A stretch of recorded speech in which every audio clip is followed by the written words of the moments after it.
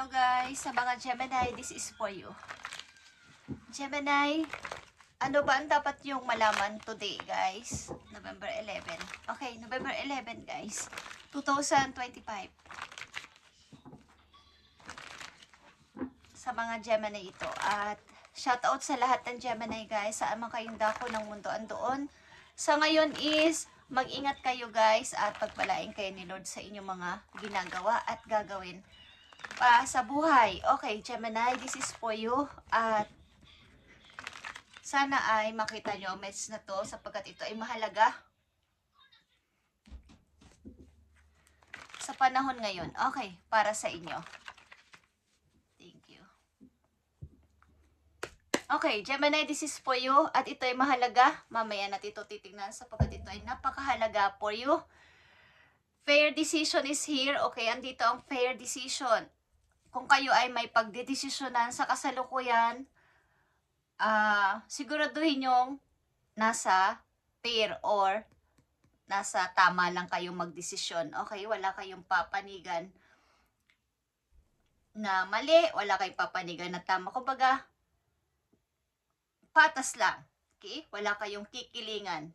Pag malakas sa akin si ganito, okay sa akin si ganyan. Okay. So, maging aware kayo sa inyong concern. Ano yung concern ba ninyo sa kasalukuyan? Ano yung inyong nais? Bakit kayo magdedesisyon? Bakit nyo to pagdedesisyonan? Bakit nyo to gagawin? So, kailangan maging aware kayo sa inyong concern dito. Stand your ground and know that heaven is shining its divine light upon. Okay? Ang sitwasyon mo, kung ano man sitwasyon mo sa ngayon ay maghihilom na ito. Gemini, take the time to review all the details that truly. Okay, forgiveness will bring peace to everyone involved. Kung sino man ang involved sa buhay ninyo na kailangan ninyong patawarin o bigyan ng forgiveness o forgive, ay inyo ng pag-isipan sapagkat maaari ito yung tamang timing to forgive sa isang taong nagkamali sa inyo, nagbigay sa inyo ng sakit, ng kalooban. Okay, Gemini, ito ay mahalagang message for you na ihingi natin sa inyong mga guides doon sa heaven. Okay, Gemini, this is for you. Ulit-ulit man ako, but kailangan natin ulit-ulitin ang inyong energy para pumasok ang inyong energy sa inyong reading. Okay, Gemini, sa mga tamang Gemini lang nabibigyan ng message today is ito ay para sa inyo talaga. Okay. Tingnan natin ang message na mahalaga pa para sa inyo. Wherever you talk to us, it never goes unheard. We heard every single word. This is your confirmation that we are assisting you, guiding you, and ensuring your wishes finally come to fruition. Be patient. Everything will come together for you, okay? Lahat na inyong wish, ano man ang inyong wish ngayon, o no mga nakaraan pang taon, or everyday kayo nagwi-wish kay God, ay ibibigay sa inyo yon sa tamang timing. Magkaroon kayo ng patient o pasensya pa, sapagkat ito ay sure na ibibigay sa inyo, Gemini. Kung sa palagay nyo na hindi kayo naririnig dun sa heaven, ay nagkakamali kayo sapagkat naririnig ni God, the universe, sa inyong mga angels, sa inyong mga spirit team doon, ang inyong panalangin, ang inyong wish. So, maging aware kayo sa inyong concern, kung ano ba ang inyong intention sa inyong wini-wish na ito.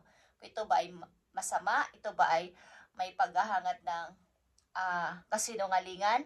So, maging aware kayo sa inyong concern dito.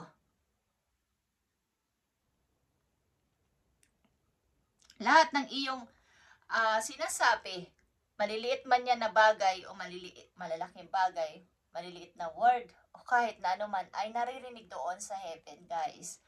Ina-assist kayo ng inyong mga angels at ini-ensure sa inyo na ang inyong wish ay finally come to fruition. Meron dito magtatagpo, guys. Kung kayo ay may hinihintay na tao, Gemini, ay may magtatagpo dito may magkikita ng dalawang taong pagtatagpuin ng tadhana, guys. Okay. So, tingnan natin ang paparating na message sa inyo sa mga darating na araw o linggo o buwan. Gemini, mahalaga itong message for you. Sino man kayo, Gemini. I need 3 messages dito na mahalaga na maaaring parating sa inyo sa mga susunod na araw, linggo o buwan, guys. Okay, 3 of Pentacles is here. Pagpapasimula ito ng paglago ng inyong money at ang ilan din sa inyo ay maaaring nag-i-start ng bagong trabaho o nag-iisip na makahanap ng bagong trabaho o makipagkulab sa ibang tao, magkaroon pa ng maraming kaibigan. May kinalaman sa money to, may kinalaman sa pag-unlad sa kaperahan, guys, Gemini. At nandito ang King of Cups.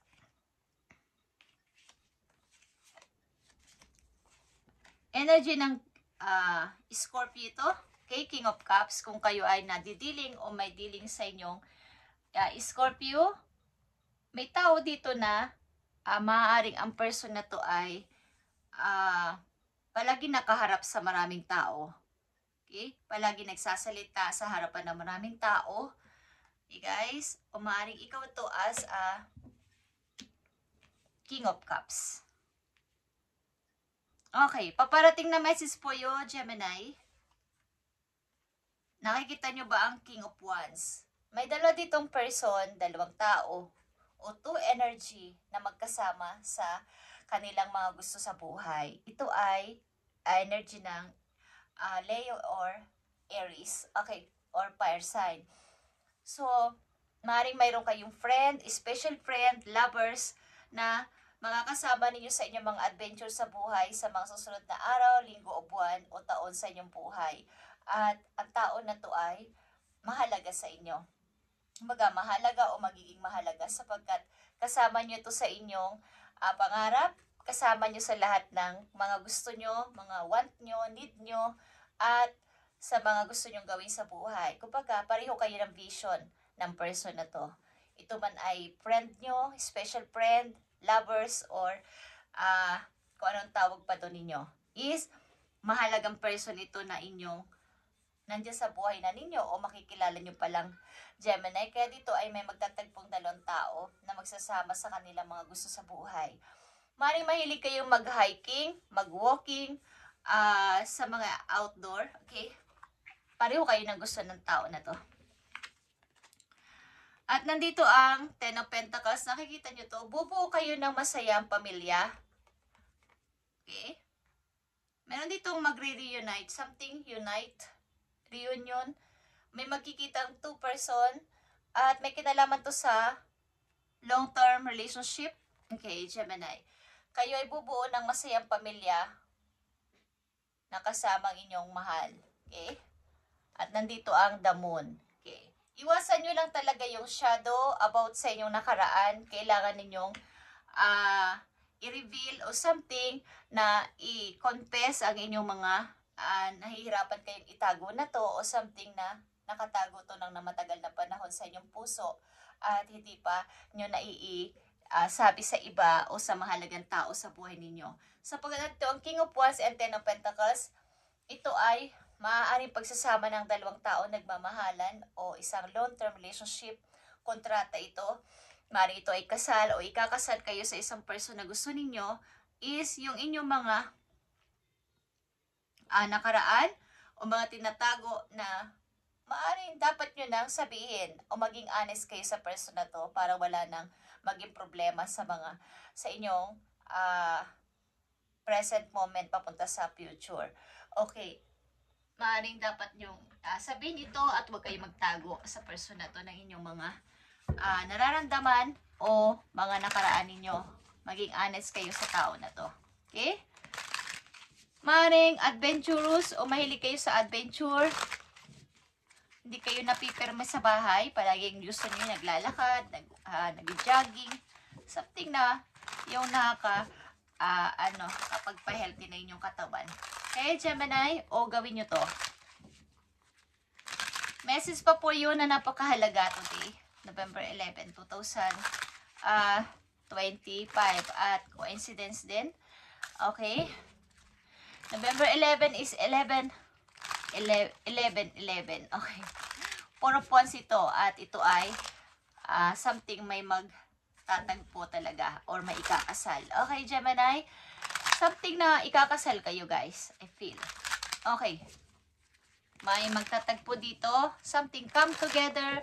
I feel come together na word. Okay. Message for you na mahalaga. No, this will not succeed. Kung kayo ay nagdadalang isip sa mga gagawin ninyo, ay kayo ay mag-ask ng help sa inyong guidance. Mag-pray kayo kung tama ba ang inyong pinaplano o mga ninanais sa buhay, sapagkat bibigyan kayo ng message ng inyong mga guides. Maaaring ito ay sa mga signs or sa inyong panaginip o sa inyong mga kaba. Maaaring po may pinaplano kayo sa mga pagninegosyo. Huwag kayong pabasta-basta magpaplano ng pabigla-bigla, yung biglaan, yung hindi na pinag-iisipan o hindi kayo nagre-research pa. Huwag yung padalos-dalos na pagpapasya, Gemini. Okay? At isa pang message for you, maging aware kayo dito sa message nyo. Okay? You and your loved ones are protected. Okay, so huwag kayong mag-alala. Ikaw at ang iyong loved ones ay protektado doon sa heaven, guys. Okay. Tingnan natin ang inyong pag-ibig, guys, na nakakonect dito sa inyong message. May dalawa ditong tao magtatagpo at kayo ay ikakasal, guys. Or magbabala kayo magpakasal pagkatagpo ninyong dalawa. Para sa inyong pag-ibig ito, guys. Gemini. November 11. Nakikita nyo ba ito, guys? Okay, marriage is here. Marriage of soul is a union of two divine counterparts blending together. Something may magtatagpo dito talaga, guys. At ito ay the universe is guiding you to the special person. Allow everything to take its natural course. Okay. Protektado kayo ng inyong mga guides.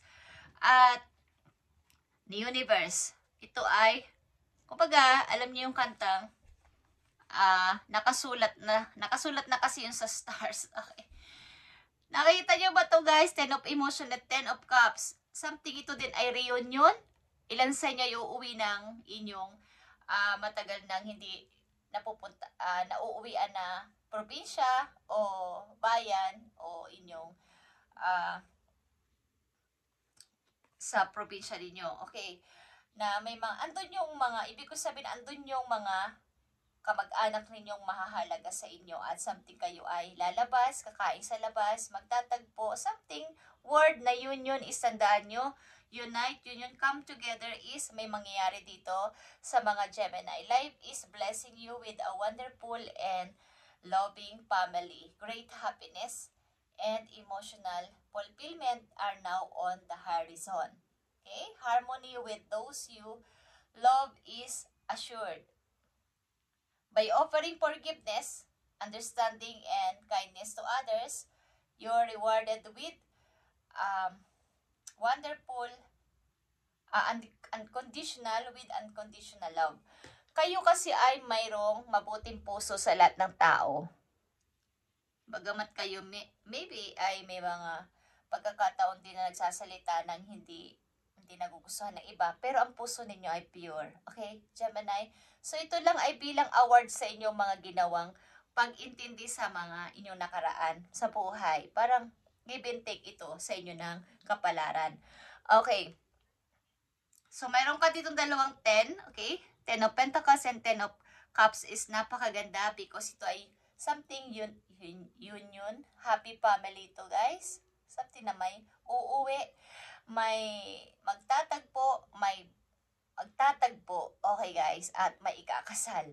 Okay, at may reunion, guys. Okay, unite. Something unite din dito is mangyayari para sa inyo. Dalawang puso nagmamahalan, ikakasal ka, Gemini. Okay? Tandaan nyo to, guys. Thank you, Gemini, and God bless sa inyo lahat, guys. At napakaganda pa rin ng petsa. November 11 is ito ay 4 na 1. 4 of wands ito. Ibig sabihin ito ay marriage pa rin. Okay. Ito ay parang yung, alam niyo yung 4 na haligi. Okay. At nagtutugma din to sa paggawa ng bahay. Okay, guys? Thank you, guys, and God bless sa inyo, guys. Gemini, at pagpalain kayo ni God sa inyo mga gagawin at gagawin pa sa buhay. At napakaraming pang gagawin at paplanuhin, alam ko. Thank you, and God bless, Gemini.